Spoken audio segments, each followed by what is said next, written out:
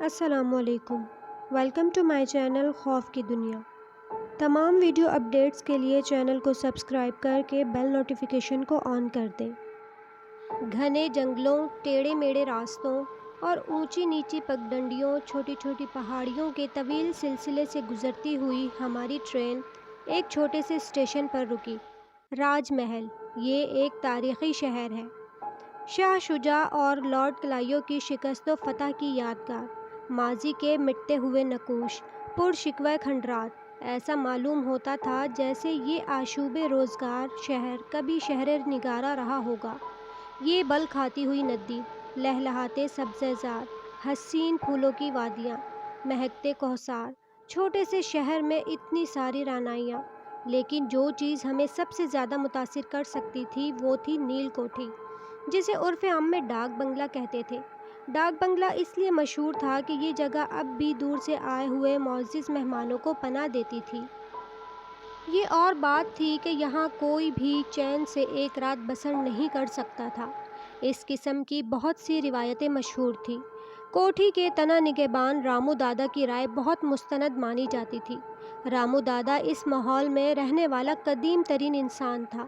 اس کی زندگی میں اس کوٹھی کے بہت سے مالک بدلے، لیکن رامو کی جگہ وہی رہی، اور آج بھی بنگال کے ایک بڑے زمیندار ہریش چندر کے لڑکے ونے چندر نے ضد کر کے یہ کوٹھی خریدی۔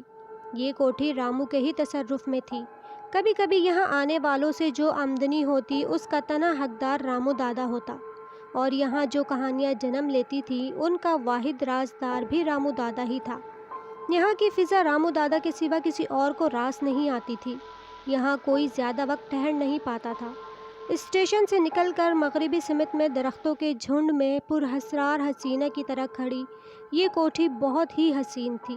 اس کے قدموں میں بہتی ہوئی گنگا، اس کے آنچل میں ٹنگے ہوئے سرخ سفید پھول، کچھ دور پر اس کے شانہ بشانہ پھیلا ہوا پہاڑیوں کا سلسلہ دل و دماغ پر ایک خاص اثر چھوڑتا تھا۔ خصوصاً چاندنی رات میں اس کا حسن دیکھنے سے تعلق رکھتا۔ پس منظر میں سیاہ درخت اور سامنے اس کا سبیہ حسن، ایسا معلوم ہوتا جیسے کوئی پری لٹ جھٹکائے بیٹھی ہو۔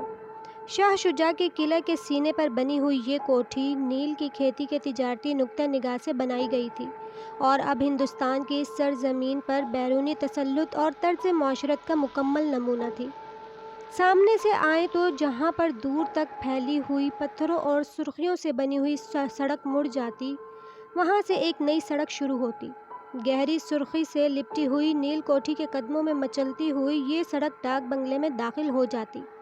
اندر جانے سے پہلے ایک بلند گیٹ ملتا، جس کا ایک پایا گردش زمانے کی نظر ہو گیا تھا۔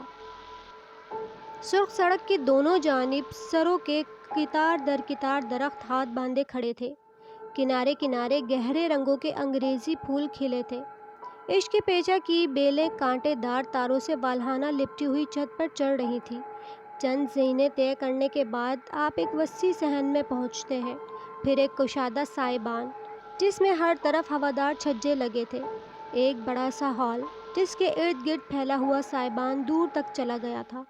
اس کی پشت پر ایک بہت ہی کھلی ہوئی جگہ، جہاں خوشنما موسم اور لہروں کے پیچ و خم کا لطف لیا جا سکتا تھا۔ ایسا معلوم ہوتا تھا جیسے یہ جگہ خاص اسی مقصد کے لیے بنائی گئی ہو، جہاں بیٹھ کر دو دھڑکتے ہوئے دل راز و نیاز کی باتیں کر سکیں۔ ہمارے ساتھ 4 آدمی تھے اور سبھی روشن خیال۔ کوئی وجہ نہ تھی کہ کسی طرح کا خوف محسوس ہو۔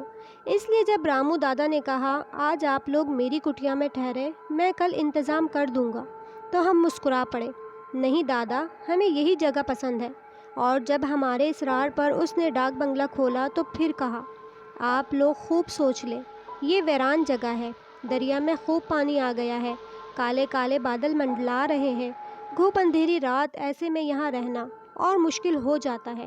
پانی کم ہوتا ہے تو لوگ کشتی لے کر آتے جاتے ہیں، لیکن ایسے موسم میں کسی آدمی پر نظر نہیں پڑے گی۔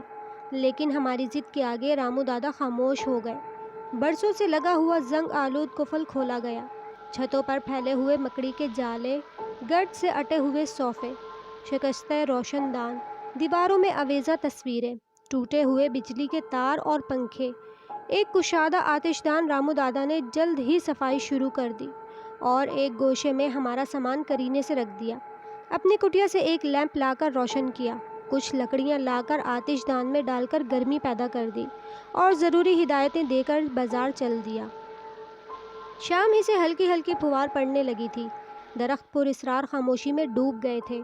تھوڑی تھوڑی دیر بعد کونتی ہوئی بجلیاں سارے ماحول کو چونکا دیتی اور پھر ایک اداس تاریکی، پھر زوروں کی بارش ہونے لگی۔ سارے درخت آنسوؤں میں نہا گئے۔ سنسناتی ہوئی ہوائیں جسم میں گدگدی پیدا کرتی ہوئی گزرنے لگی۔ سردی بڑھ چلی تھی۔ ہم سب کمرے میں چلے گئے اور آتش دان کے پاس بیٹھ گئے۔ ہمیں بیٹھے ہوئے کافی دیر ہو گئی۔ کچھ دیر باتیں ہوئیں، پھر بحث کا نیا موضوع نہ مل سکا۔ کچھ تھکاوٹ اور خنقی سے پلکیں بوجھل ہو رہی تھیں۔ رامو دادا ہنوز لاپتہ تھا۔ بارش کا شور اور ہوا کے جھونکوں سے سائیں سائیں اب بھی صاف سنائی دے رہی تھی۔ کچھ دیر بعد اور کہیں بھاری قدموں کی آواز آئی، پھر آواز قریب آ گئی اور ایک لمحہ کو آواز کی، پھر دروازہ کھل گیا اور ایک تیز جھونکا کانوں کے پاس سے سنسناتا ہوا نکل گیا۔ ہمیں یاد نہیں ہم نے دروازہ بند کیا تھا یا نہیں، لیکن کھٹکا کھلنے کی آواز صاف آئی۔ پھر ایک لمبا تڑنگا جوان ہمارے سامنے موجود تھا۔ ہمیں زیادہ حیرت نہ ہوئی، ہماری ہی طرح ایک اجنبی تھا جو شاید بارش سے بچنے کے لیے ادھر آ نکلا تھا۔ وہ بری طرح شرابور تھا، جیسے پانی میں ڈوب کر نکلا ہو۔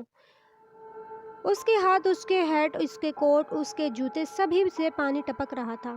اس کی بے تکلفی پر ہمیں ذرا تعجب ہوا، لیکن خوشی بھی۔ وہ خاموشی سے آتش دان کے ساتھ بیٹھ گیا۔ پھر باتیں ہوئیں، ادھر ادھر کی، زمانے کی، موسم کے عقائد کی، اور بالآخر اس مکان کی باتیں ہماری دلچسپی اور گہری ہوتی چلی گئی۔ اس نے ہمیں بتایا کہ یہ مکان ایک زمانے میں ونے چندر نامی ایک نوجوان نے خریدا تھا۔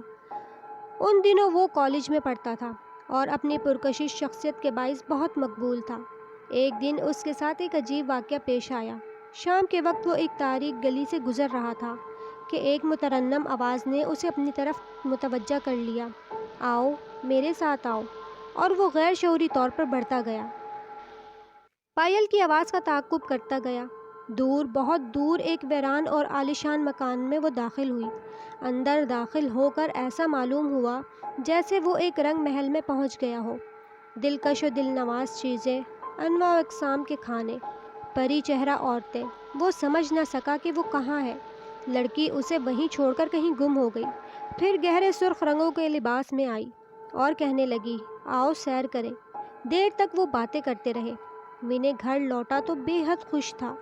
اب اکثر وہ چاندنی راتوں میں دریا کے کنارے اس لڑکی کے ساتھ گھومتا نظر آتا۔ اس کی سمجھ میں نہ آ سکا یہ لڑکی کون ہے، ویرانے کے اندر اتنا حسن کہاں سے سمٹ آیا، وہ اس پر اتنی مہربان کیوں ہے۔ انہی دنوں اس نے ماں سے ضد کر کے یہ مکان خرید لیا۔ رامو اس کی حفاظت کرتا۔ کچھ دن کے بعد ونے میں ایک عجیب تبدیلی آئی۔ اس کی شادی کو کچھ ہی دن گزرے تھے، لیکن اپنی خوبصورت اور نئی نویلی دلہن سے انتہائی بیزار رہنے لگا۔ خاص طور سے اس کے سرخ لباس سے انتہائی نفرت تھی۔ آخر ایک دن اس کے سارے سرخ کپڑے جلا ڈالے۔ گھر کے لوگ بہت پریشان ہوئے۔ اس کے والد آزاد خیال ہوتے ہوئے بھی اب سخت ہونے لگے اور ایک دن اسے ایک کمرے میں بند کر دیا اور اس مکان کو فروخت کرنے کی سوچ لی۔ لیکن دوسرے دن اس سے بھی حیرت ناک واقعہ ہوا۔ بند کمرے سے آوازیں آ رہی تھی، ونے، اپنی بیوی کو نکال دو، یہ میری دشمن ہے، تم میرے ساتھ چلو۔ اور جب کمرہ کھول کر دیکھا گیا تو وہاں کوئی بھی نہ تھا۔ دوسرے دن چاندنی اپنے شباب پر تھی۔ رات گئے سے وہ اپنے کمرے سے غائب تھا۔ پھر وہی مکان، وہی جگہ، وہی لڑکی اپنی پائل کی آواز پر ونے کو راستہ بتاتی ہوئی چل رہی تھی۔ آج وہ اداس تھی، پر اس کی سسکیاں ابھر رہی تھیں۔ ونے، ہم اس طرح نہیں مل سکیں گے، ہمیں ایک ہو جانا ہی چاہیے۔ ونے سمجھتے ہوئے بھی نہ سمجھ سکا۔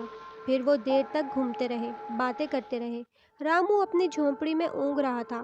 دریا میں لہریں ابھر کر نیچے چٹانوں سے ٹکرا رہی تھی۔ درخت سکتہ کے عالم میں کھڑے تھے۔ قلعے کا دیونما ستون خاموش تھا۔ لڑکی اٹھ گئی، وہ چلنے لگی۔ آؤ، اب ہم چلیں۔ اور ونے چلتا رہا، اپنے سے بے نیاز، ماحول سے بے خبر۔ آؤ، اس نے پھر کہا، ذرا آگے بڑھو، یہاں تک کہ ایک زوردار دھماکہ ہوا۔ 50 فیٹ نیچے چنگھاڑتی ہوئی لہروں نے اس ہنگامے کو اپنی آغوش میں سمیٹ لیا۔ دوسرے دن سویرے ونے کی لاش ملی۔ یہ کہہ کر وہ خاموش ہو گیا۔ تو کیا اب یہاں کوئی نہیں رہ پاتا؟ ہم نے پھر سوال کیا۔ نہیں، رات گئے دھیمے دھیمے پائل کی اور پھر زوردار کہکوں کی آواز گونجتی ہے، اس نے کہا۔ ہم لوگ کہانی میں اتنے مہو ہو چکے تھے، خوف سا محسوس ہونے لگا، حالانکہ یہ محض ایک کہانی تھی۔ اور پھر اجنبی کی زبانی بحث کا موضوع بدل گیا، لیکن ہمیں ایسا معلوم ہو رہا تھا جیسے دور کہیں پائل بج رہی ہو، دھیمی دھیمی، مدھم مدھم۔ پھر وہم کہہ کر خاموش ہو گئے۔ کچھ دیر ہم یوں ہی بیٹھے رہے، پھر میں نے کہا، چھوڑیے ان کہانیوں کو، اس زمانے میں کس کو فرصت ہے ان پر غور کرے؟ ہاں یہ تو ہے، لیکن وہ کچھ کہنا چاہ رہا تھا کہ میں نے ٹوک کر کہا، ارے یہ کیا، آپ اتنی دیر سے آگ کے سامنے بیٹھے ہیں لیکن شرابور ہو رہے ہیں۔ وہ مسکرایا۔ دور کہیں پائل چھنکی۔ جی آپ کیا کہہ رہے تھے؟ میں نے ٹوکا۔ میں؟ اس کی آنکھیں شعلہ بار ہو گئیں۔ میں کبھی خشک نہیں ہو سکتا، میں برف ہوں، اور برف پر آگ اثر نہیں کرتی۔ برف اور آگ کا کیا مقابلہ؟ یہ کہہ کر اس نے جلتی ہوئی لکڑیوں کے کئی شعلے اٹھا کر اپنے ہاتھ پر رکھ لیے اور زور زور سے ہنسنے لگا۔ نیز جھونکا آیا، لیمپ بجھ گیا اور دو ملے جلے کہکے گونجنے لگے۔